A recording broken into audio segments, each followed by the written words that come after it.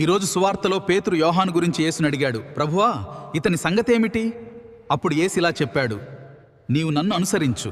సువార్త సారాంశం: మన జీవితాన్ని ఇతరులతో పోల్చుకోవద్దని యేసు ఈ సువార్త ద్వారా బోధిస్తున్నాడు. దేవుడు ప్రతి ఒక్కరికి ప్రత్యేకమైన పిలుపు, మార్గం, ఆశీర్వాదం ఇచ్చాడు. ఇతరుల జీవితం ఎలా ఉందో చూడటం కన్నా మనం దేవుని చిత్తానికి విశ్వాసంగా ఉండాలి. యోహాను జీవితంపై ఆసక్తి చూపిన పేతురుకు యేసిచ్చిన సమాధానం చాలా. అతనికెందుకు ఎక్కువ ఆశీర్వాదాలు? నా జీవితం ఎందుకు ఇలా ఉంది? వాళ్ళంత సంతోషంగా ఉన్నారు, నేను కాదు అని తరచుగా పోల్చుకుంటుంటాం. కానీ దేవుడు ప్రతి ఒక్కరికి వేరువేరు ప్రణాళికలు ఉంచాడు. మన దృష్టి ఇతరుల మీద కాకుండా దేవుని మీద ఉండాలి. ఇతరులను చూసి అసూయపట్టం కాకుండా దేవుడిచ్చిన జీవితాన్ని కృతజ్ఞతతో స్వీకరించడం నేర్చుకోవాలి. యేసు ఈరోజు మనతో చెప్తున్నాడు, ఇతరులను కాదు, నన్నే అనుసరించు. ప్రభువా, ఇతరులతో పోల్చుకోకుండా నీవు నాకిచ్చిన మార్గంలో విశ్వాసంగా నడిచే కృపనివ్వుము. నా చూపు ఎల్లప్పుడూ నీ మీదే ఉండనీయుము. ఆమేన్.